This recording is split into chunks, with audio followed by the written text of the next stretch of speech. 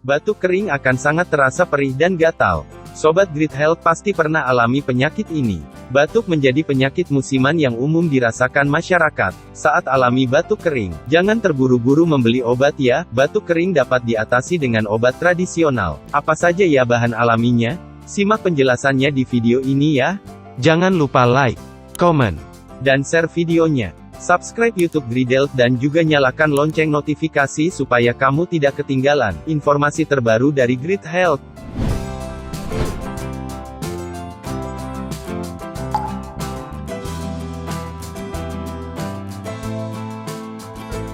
Berikut bahan alami yang dapat meredakan batuk kering. Teh dan madu. Studi menemukan, madu berkhasiat untuk meredakan gejala batuk. Cara membuatnya cukup gunakan 2 sendok madu, air hangat, dan teh herbal. Kemudian minum 1-2 kali sehari.